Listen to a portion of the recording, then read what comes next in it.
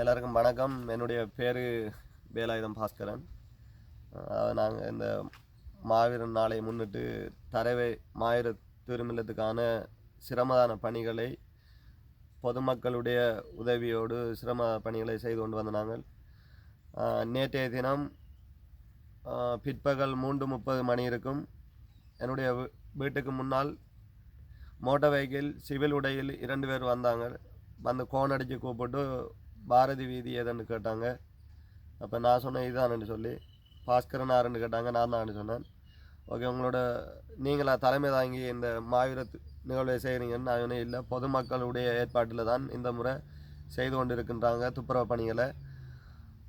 உங்களை ஓஎஸ் சந்திக்க வாழைச்சன் ஓஎஸ் உங்களோட கதைக்கணுமா, நாளைக்கு 10 மணிக்கு வர சொல்லி எனக்கு அழைப்பு விடுத்திருந்தாங்க. அதே சமயம் காலையிலேயும் 2-3 தொலைபேசி அழைப்புகள் வந்திருந்தது. எங்கே இருக்கிறீங்க? நான் சொன்னேன் வந்து கொண்டு இருக்கிறேன்னு சொல்லி. நான் ஒரு 10 மணிக்கு நாங்கள் பொலிசிக்கு போயிட்டு திரும்ப ஒரு அரை மணி நேரம் அப்படி வெயிட் பண்ணி இருந்திருப்போம். அப்புறம் ஓய்ஸ் வந்து எங்களை வந்து கூப்பிட்டு கதைச்சார். அதாவது அவருடைய சட்ட அறிக்கை ஒன்று இருக்குதாம்.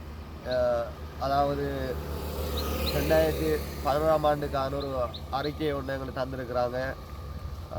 அதாவது ஸ்பீக்கர் போட முடியாது, எந்த பாக்ஸ் செட்டுகளோ போட முடியாது, காத்திய பூக்கள் மாவீரர்கள் என்று குறிப்பிட முடியாது, இறந்த உறவுகள் என்று சொல்லி அதனை நீங்கள் எழுத வேண்டும். கொடியை கட்டலாம். அதுக்காக வேறு எந்த ஒரு பாடல்களும் போட முடியாது, எந்த ஒலி சம்பந்தமான ஏற்பாடுகளும் செய்ய முடியாது. செய்தால் சட்ட நடவடிக்கை எடுப்போம்னு சொல்லியிருக்கிறாங்க.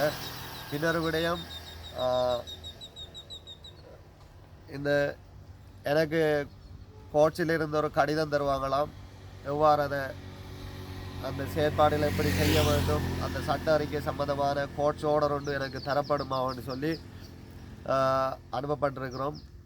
இன்னொரு விடயம், இறந்த உறவுகளை நினைவு கூறலாம் என்று சொல்லப்பட்டிருக்குது.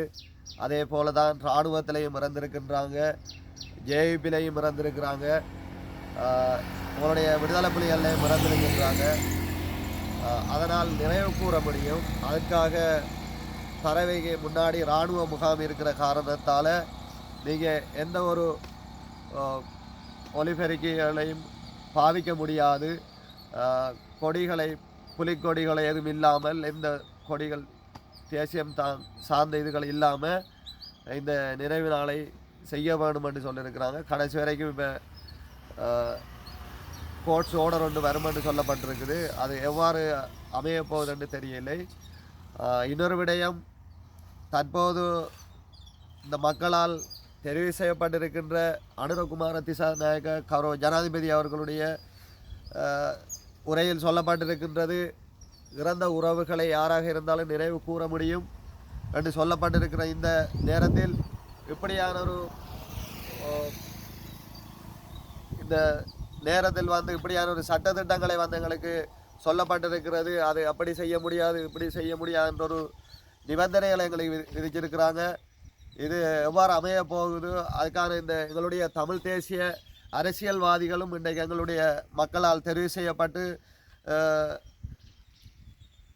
பார்லிமெண்ட் சென்று வந்திருக்கின்றார்கள். இதனை கருத்தில் கொண்டு எங்களுடைய தமிழ் தேசிய அரசியல் தலைவர்களும் இதற்கான இன்னும் குறுகிய நாள் தான் இருக்கின்றது. அதற்கிடையில் எங்களுக்கான இந்த ஒரு தீர்வை இவர்கள் பெற்றுத்தர வேண்டும் என்று நாங்கள் கேட்டுக்கொள்கின்றோம்.